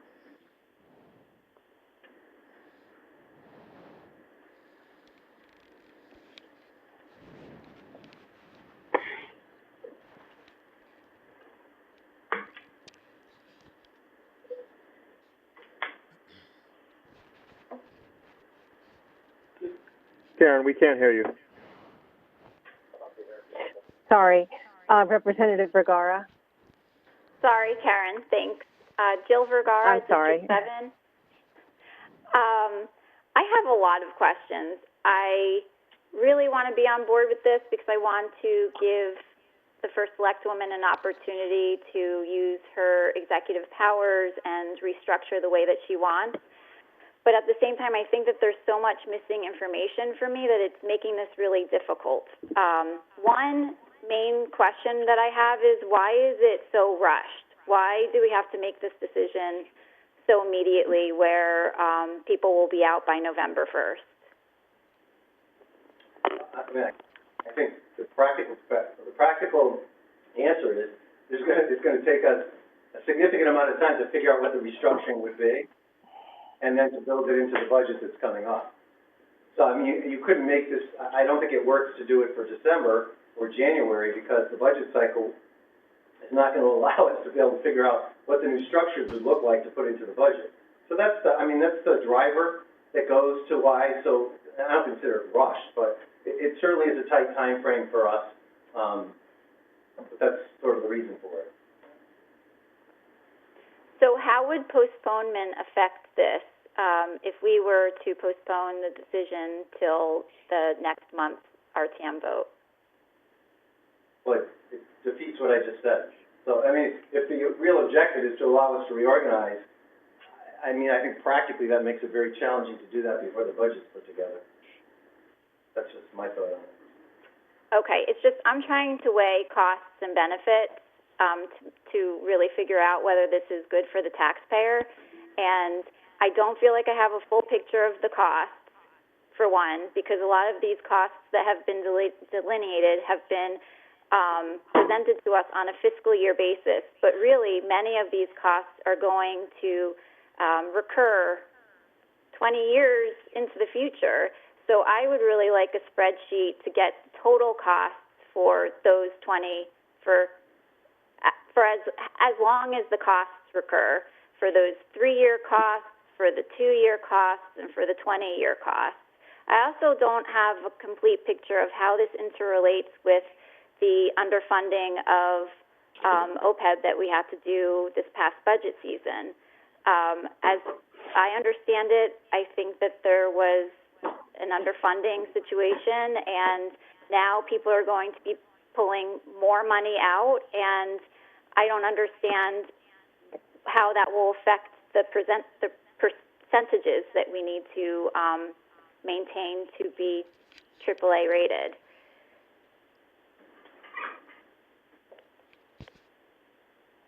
I mean, I think the liability associated with the pension is in the document that I gave you.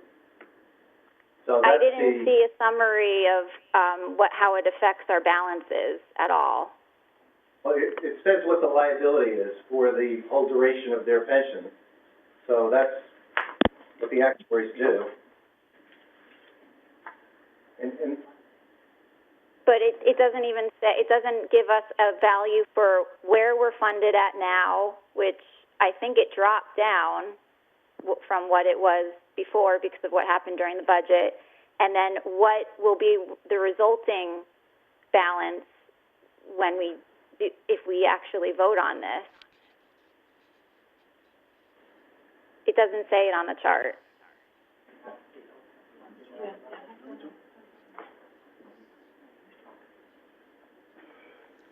yeah, I mean, just quickly before I forget on the delay, we would have to basically go back to square one if you're going to delay it. Because as it sits now, the documents have a window, and it has the effective date of retirement. So if you're going to delay it, we would have to renegotiate all those provisions and have to resubmit them to you. So. I mean, the OPEB, go ahead. I think that there's a whole series of analyses that we need that we haven't been given. So there's a lot of information that you still have to supply to us within this 6 days before our vote. Like I said, there isn't a full analysis of the total cost over the next 20 years. It's not in here. I also would really like to know, of the 55 people, what departments does it hit on the most? You said that you had a good sense of who's going to take up these offers. I'd really like to know which departments it's going to affect. There are certain departments that it seems like it would be really challenging to lose a lot of experienced, knowledgeable people, especially at a time when our town hall is being highly utilized right now. During COVID, lots of building. I would like to know if there are lots of engineers being involved in this. I'm like Representative Bastilli, I'm really nervous about a brain drain from our town hall. It's hard to put a value on expertise, and once you lose these people, especially people who are highly knowledgeable and have been working here, you just can't, it's hard to replace. So it would be helpful to see a list of where you think what departments you think are going to be most affected. I can't give you a list because I'm not going to give you a list until people sign the document that says that they are taking the package, because that's not fair to them. And two, it affects all departments. Every single department has multiple people on the list. Whether they take the package or not is solely up to them. And every department could be impacted because there's 55 people in the pool of people that are eligible to go. So it's clerical across the organization. It's professionals. There's somebody in engineering. There's somebody in building. There's somebody in virtually every single department that we have these three unions in. Can you possibly give us a list of the departments of the 55 potential people? I mean, yeah, I don't know if it's fair to the employees to do that. Are you looking for just how many are in each department? Just by department and the numbers of people. Yeah, sure. Yeah, I mean, the whole point of allowing this to go forward is to allow us so that we can plan the reorganization. This is the point of this. The other option is to do what I said, which is reorganize without allowing these people to go off on their own. Instead, what we're going to be forced to do is to cut people to accomplish the same thing. That just doesn't make sense to me. I don't know. This is the sixth one of these. I've never had any projection where I have to project out for 20 years what the costs are. That's what the actuaries do on the pension side, and that's really the biggest component for the liability. So we can certainly have, I don't know if we want to have we can certainly have the actuary on the call next week if you want to ask questions of the actuary, but the numbers are done on the pension. That's what he does. That's why we asked him for an analysis. So I can certainly have him if you want. He could certainly come to the meeting on Monday, and if you have questions specific about the pension piece, he would be available to answer those. Yeah, I think that there's a lot of open questions about the pension, so that would be helpful. I do think it's really difficult to make any decision without any sort of roadmap, any kind of understanding of the kind of savings that we're potentially dealing with. So it's difficult for me to do any kind of balancing, weighing of costs and benefits without knowing that. I know nothing about savings. So. Yeah, I mean, I think I pointed out that if there is salary dollar savings, if somebody gets hired at one step less than the person that's leaving, that's going to be used towards the offset of the vacation payouts, which are large. So you're asking me to come up with something when I don't know who's leaving. That's the biggest challenge. Because it would be skewed if I made assumptions one way or the other. But yes, there'll be savings associated with we hire one admin at step 1, as opposed to that they're at step 5 now. Whether that admin leaves, I can't tell you. That's I don't know who's leaving at this point. Okay, thank you. Perhaps it's possible to provide a range in response to those questions, sort of as you did with the other numbers. Yeah, I mean, I would have to, so here's what I know about different contracts, and this is where this is challenging, just so you understand that there is not a lot of savings potentially when some of the PETA people leave. Right now, PETA salaries are low 6 figures. The starting range for most of those jobs is like $60,000. The contracts are crazy in that regard. There's like a $40,000 spread. So I'm not going to assume that if the budget director leaves and we were paying her at $110,000, that we're going to replace her at $65,000. That's just not realistic. So I would have to come up with a sheet, and we'd have to come up with some assumptions that these folks are going to be replaced at this step versus step 1, I guess, is what we could do. I mean, I can certainly do some, analysis in that regard. It's just, until we know who's going, it's hard to know that, but I can assume everyone, I guess, is what you're talking about. So we'll make assumptions if all the 55 leave, what's going to be the salary for the 55 people that would replace them. It's not really realistic in this regard. I don't think it's going to be likely that we're going to replace all of them. So, but I can certainly do that. Thank you. Representative Altobelli. Yes, thanks so much, Madam Moderator. Liz Altobelli, RTM, District 10, and thank you for all the info from, the numbers. And I, like you, like my other constituents, would like to definitely understand maybe the range, which I think you said you will provide. I just haven't heard really much of, I think, really what we're trying to get at with these, incentives. And I think if we look at every type of incentive with a retirement, we really have to look at the big picture. And yes, the money is important, absolutely, but I also think it's a resurgence into modernization, and also the fact that we need to do better for our town. And maybe some of these employees that have been there for so long, yes, knowledgeable indeed, also need to be, really looked at, just like they do in the private sector, which I think we lose a lot in this type of scenario. So I think we really need to look at that big picture and who's been, doing well for our town and who's not. And I think we have to be truthful about this. So that's just a statement. I'm sure a lot of people feel the same, and I think we have to look at that truthfully. And yes, it is a cost, and there is a monetary number to put to everything, but I think overall it's the success of our town in modernization, and I think resurgence of energy and new blood and new thought and new process is very, very important. So I just wanted that to be on record. Thank you so much. Thank you. Anyone else have any questions? Yes, let's see. Representative Pastilli, did you have another question or old stuff? I just had a follow-up question on Representative Vergara's comments. I think if it is possible to provide us with some modeling in terms of, you know, what the cost savings could be, or include the information so that we can put our own assumptions in there and, you know, and see what the differences would be, that would be great.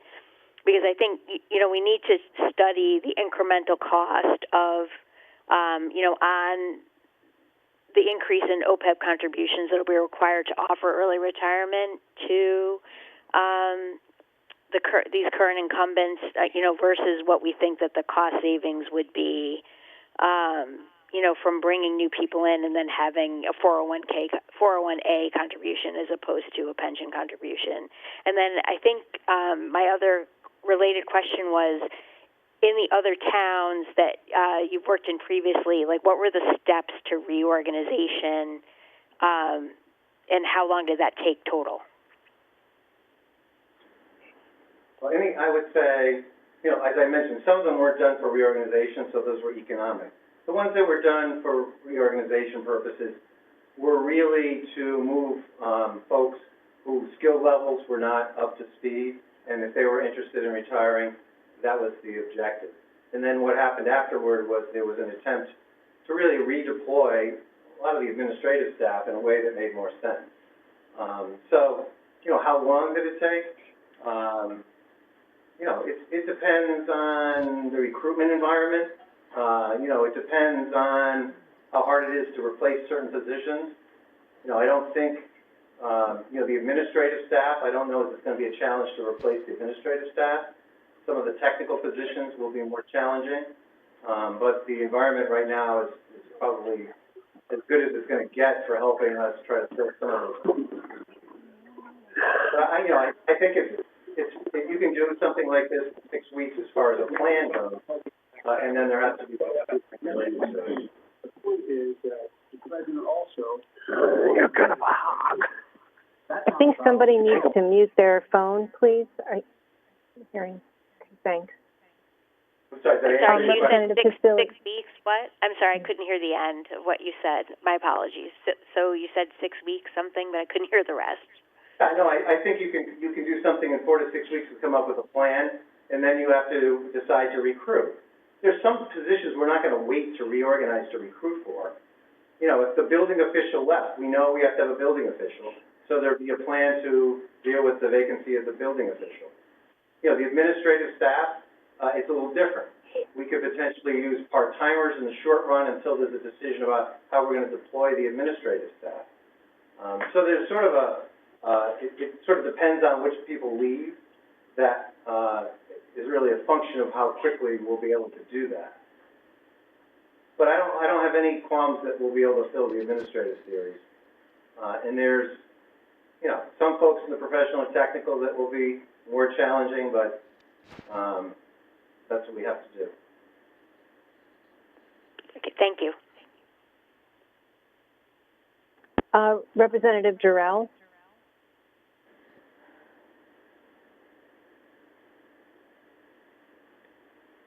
Can you hear me? Yes, we can. Okay. All right, thank you. I'm sorry, Alex Darrell, RTM 3. Thank you. I'm just curious, I'm not sure if you can answer this, sir, but I guess in the previous years, the town has offered 3 additional years at 2%, like they're doing for the 62-year-old employees now, to all employees in the retirement package. Can you just, I'm not sure if you can answer that, but can you address that issue, please? I don't know what the town did before. I know that the people who are in the early retirement are the ones that are pushing for that. But I would suggest the following. Right now, they don't get retiree health insurance. We're giving them retiree health insurance. So if I was to give everyone 6%, then the people who are in the early retirement category get a much larger benefit than the people who are in the normal retirement category. So that was the reason that we did not do the 6% for those folks that are in the early retirement category. And yes, I know there are people out there advocating for that. It's just, it didn't make sense. You couldn't argue, why should the people who are in 50 to 62 get double or triple the benefit of those people who are going out under a normal retirement? So that's why it wasn't offered for those folks who are under 62. They get all the penalties reduced off the pension, and they get retiree health insurance, which is the single biggest issue related to people retiring early. because right now they're not eligible for retiree health insurance. Okay, appreciate it. Thank you for your time. Representative Garskoff. Thank you, Madam Moderator. I hear that the idea is to have people who make more money retire and bring in people who make less money. I understand that. But I also hear you saying that this is about restructuring and modernizing and reorganizing. And I haven't heard any real meat on those bones as to what. And I know you have to wait until you see who takes you up on this, but can you give us a flavor at all of what kind of restructuring or modernization would even be possible, or can you put any more specificity to like what that could look like? So I'm going to have First Selectman Brent talk to that. Thank you. So Josh, to answer, without talking about personnel issues, which wouldn't be appropriate, being here for nearly 10 months, you learn a lot when you're leading a town for 10 months. And we have, there are areas where we think there needs to be improvement across the board. And so when questions are being asked about who's going to leave and what departments, obviously we have been working really hard at procuring this plan. We've spent hundreds of hours working on this.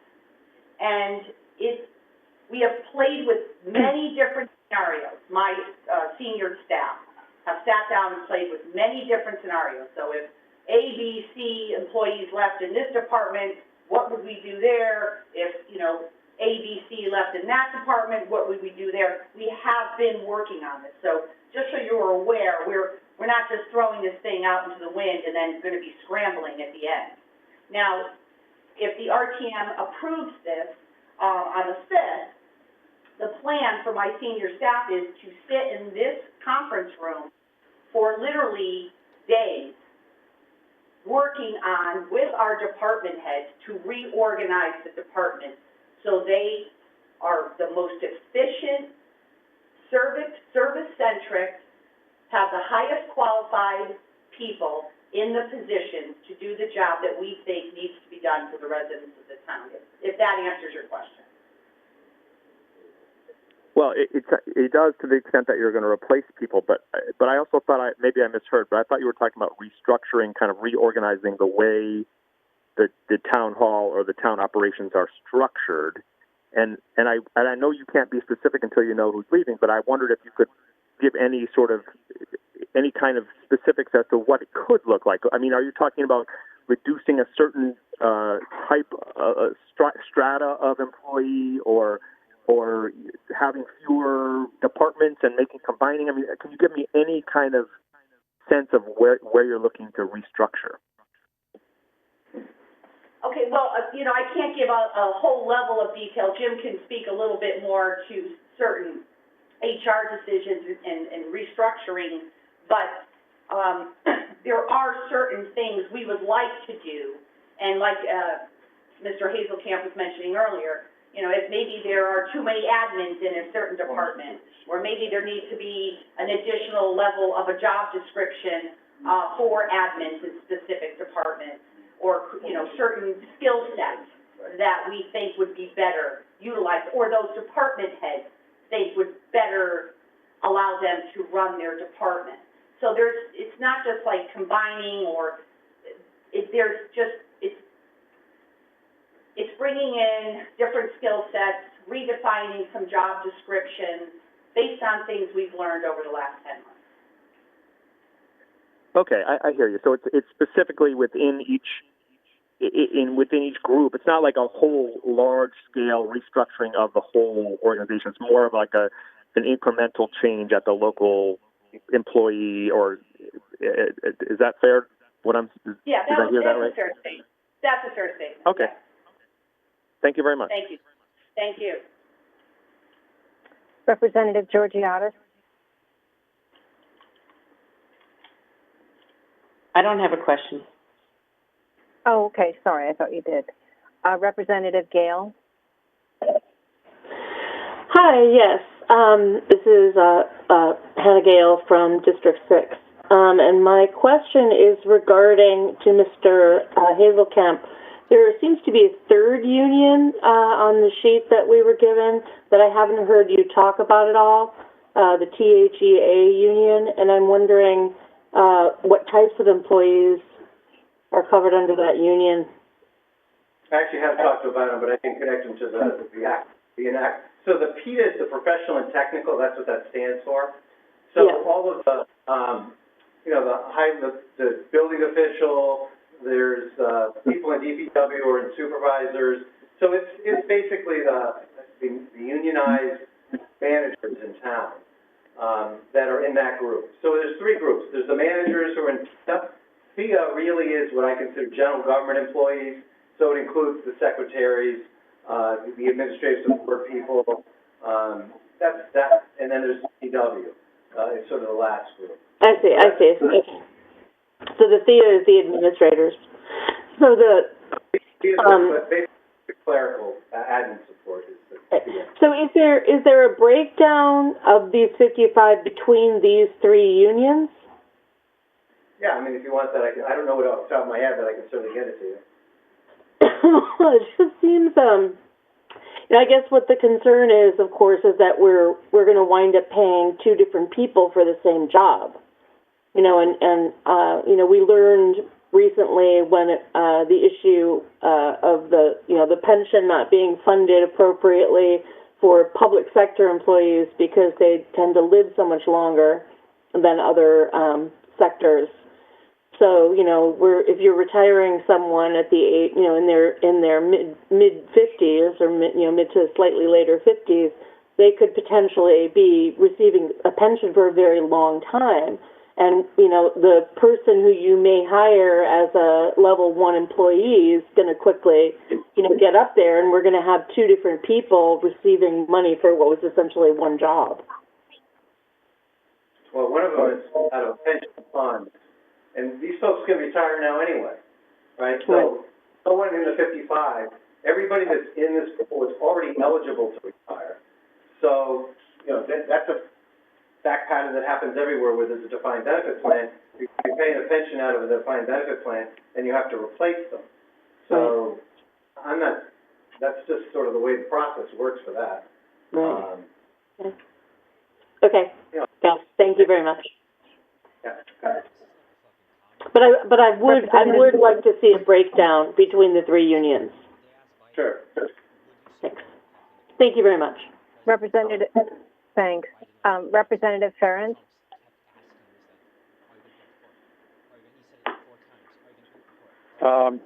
Hank? Yeah, can you hear me?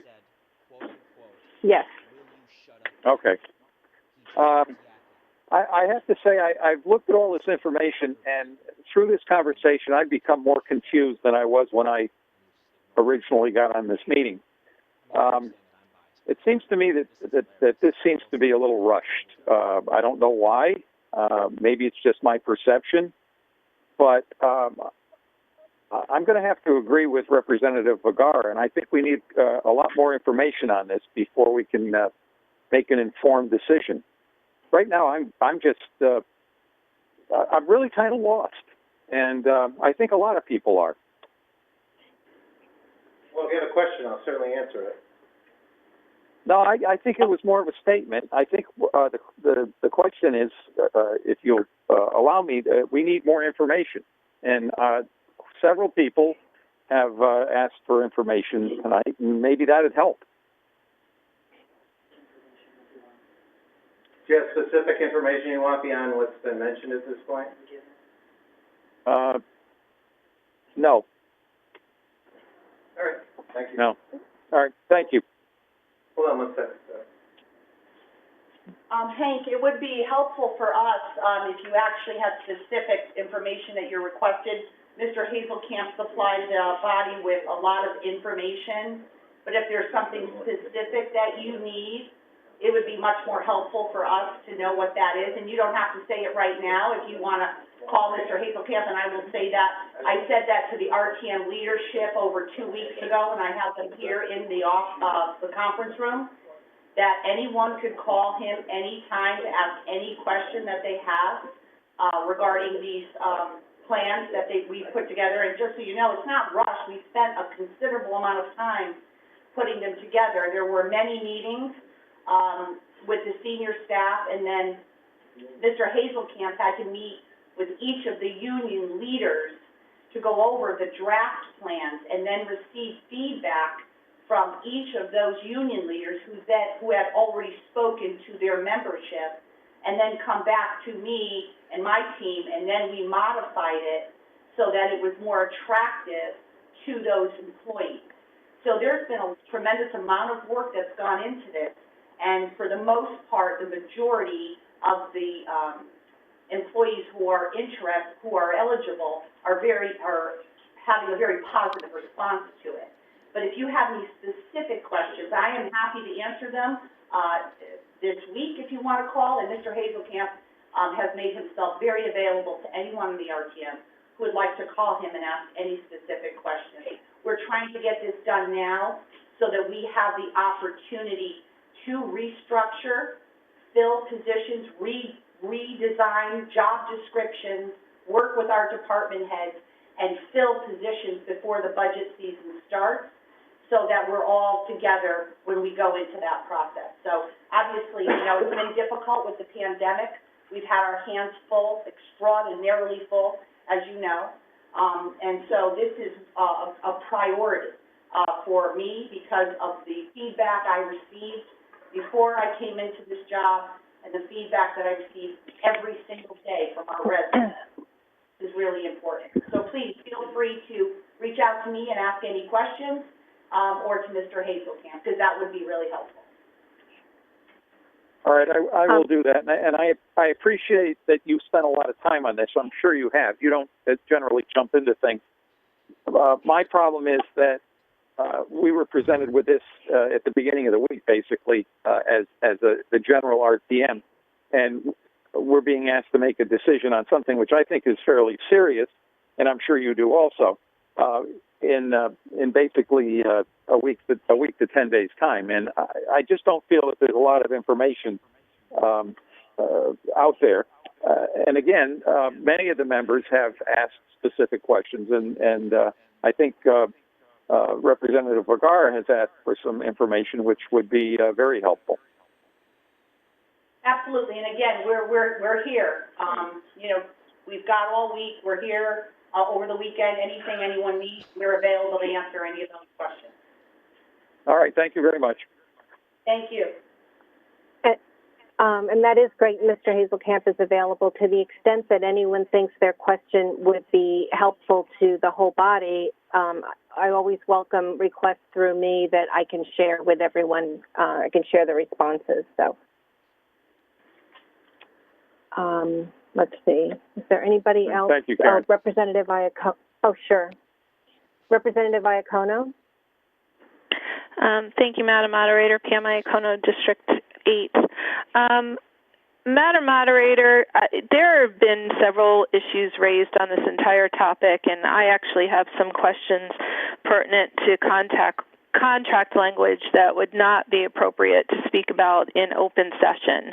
And I would like to request that, as has been past practice, not during any of our terms, but many terms ago, that this item be referred to the Legislative and Administrative Committee for an executive session, a discussion to get a better understanding of the contract language, and to follow up on some of the specific issues surrounding the cost, because I know that I have some that would affect contract negotiations that, again, would be inappropriate for me to speak about in public session. Mm-hmm. That seems consistent with the other comments I'm getting here, although I guess that would postpone the decision, because we would do that. Well, I would be willing to amend my schedule if the rest of the committee would, to meet as soon as and as quickly as possible this week to see what we could get done. Mm-hmm. Representative Garskoff, as chairman of the L&A committee, are you open to that possibility? Absolutely. Okay.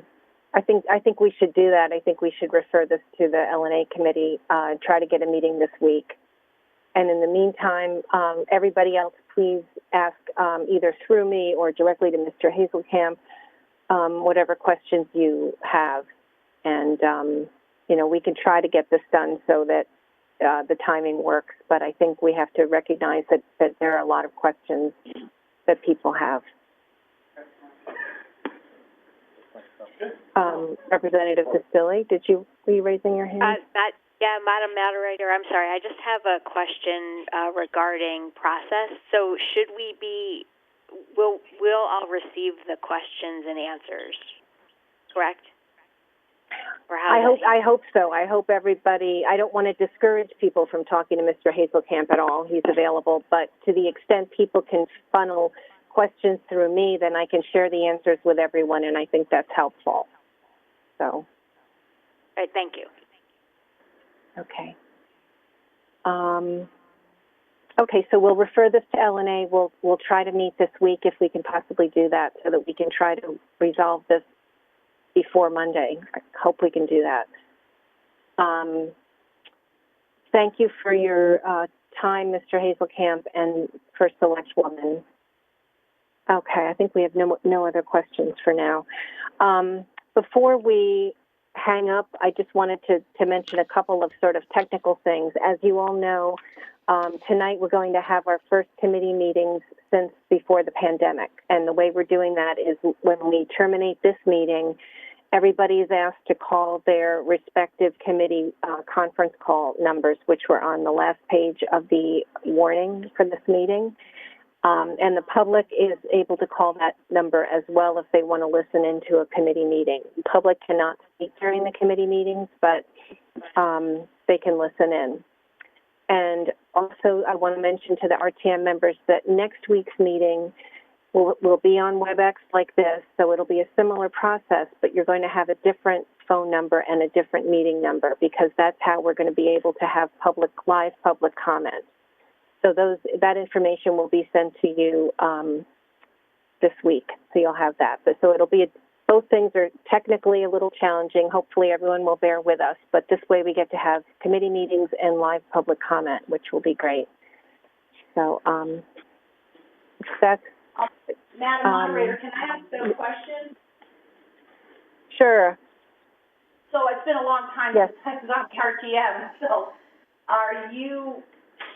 so if LNA, if we're going to schedule an LNA meeting for the members this week, would then the committees have to then meet again on this issue before you vote, or I'm not sure. How does that process work?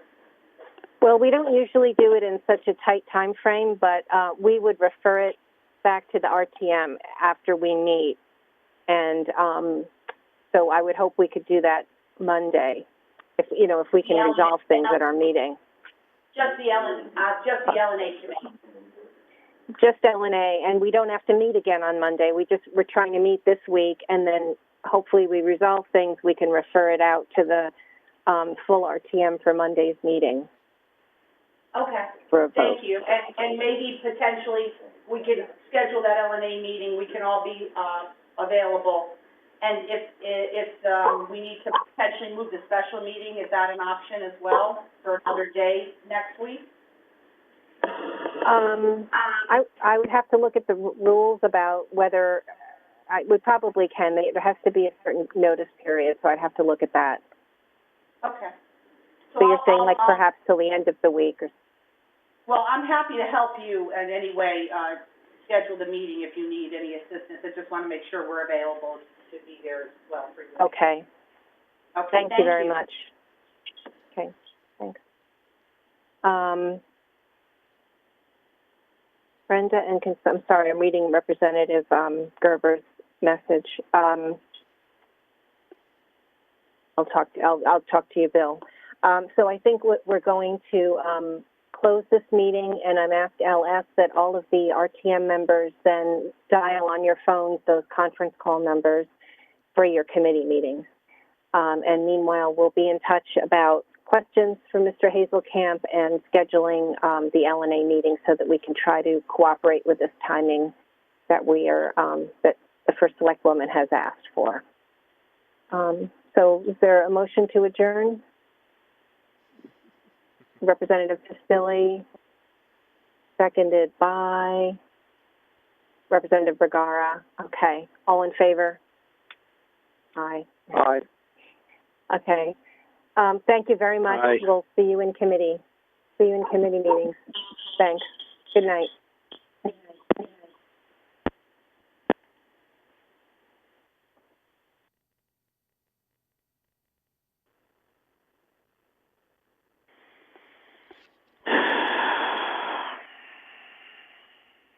Thanks for using WebEx. Visit our website at www.webex.